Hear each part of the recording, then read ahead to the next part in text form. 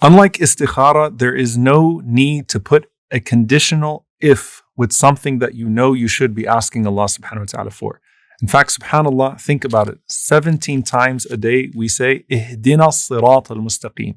Guide us to the straight path. Not please guide us to the straight path if you will. Guide us to the straight path, O Allah, with a sense of dependence, but also a sense of insistence. And the Prophet ﷺ said in the hadith of Abu Hurairah radiallahu ta'ala anhu, he said, لا يقل أحدكم اللهم اغفر لي إن شئت ارحمني إن شئت ارزقني إن شئت وليعزم مسألته. The Prophet ﷺ said, none of you should say, O Allah, forgive me if you wish, or bestow your mercy upon me if you wish, or provide for me if you wish. But instead, he should be firm in his request. And he said, subhanAllah, in one narration, وَلْيُعَظِّمِ الرَّغْبَةِ, that let one ask Allah subhanahu wa ta'ala with great hope, because Allah subhanahu wa ta'ala does not think that anything that He gives is too great to give His servant. And He said, sallallahu alayhi wa sallam, إِنَّهُ يَفْعَلُ مَا يَشَاءُ لَا مُكْرِهَ لَهُ, that verily He already does what He wills and no one can force anything upon Him. SubhanAllah, there's a lot that's actually implied in this. And Al-Qadi Iyad rahimahullah, he says that just like it would be bad adab to not say Insha'Allah when you say that I'm going to do something, say I will do something Insha'Allah. It's also bad adab to put Insha'Allah in dua for two reasons. He says the first one is that it's totally unnecessary because Allah subhanahu wa ta'ala already will do what He wills. And you are implying that there may be some sort of hesitation from Allah subhanahu wa ta'ala or lack of an ability to carry out that decree or to carry out that dua. The second reason, he says, is actually a sense of self-sufficiency. He says that when a person says, in shi'ta, if you will, that it implies that you have some sort of independence from Allah's decree. Meaning you're saying that you can technically do without the thing that you're asking for, but oh Allah, if you will, can you also give this to me? And he's saying instead, when you call upon Allah subhanahu wa ta'ala, call upon Allah subhanahu wa ta'ala with desperation.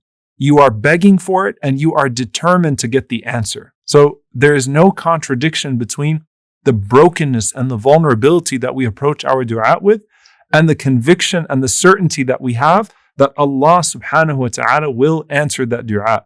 And that is the saying of the Prophet sallallahu alaihi wasallam that Allah has said, أَنَا عِنْدَ ظَنِّ عَبْدِي بِي وَأَنَا مَعَهُ إِذَا دَعَانِي, that I am what my slave thinks of me and I am with him when he calls upon me. And so in the Hadith Qudsi, Allah subhanahu wa ta'ala ties a good opinion of Him with certainty in dua when you call upon Allah subhanahu wa ta'ala. And, there's a question that comes up, especially when we're talking about istikhara. Okay, at what point is my istikhara not bearing fruit anymore? At what point do I move on? And the reality is ud'u Allah wa antum muqinuna bil ijaba. The Prophet ﷺ said, call upon Allah while you are certain. Every single dua has a certain yield, so long as a person is certain in the one who's granting that yield. And so if you made istikhara for something 100 times and the answer was actually rejection, it's merely rejection of the way that you thought it would be best to manifest itself. But Allah subhanahu wa ta'ala could have raised you 100 or 1,000 or 1,000,000 ranks in Jannah by that istikhara while also giving you something better in its place. So there is no such thing as a fruitless dua.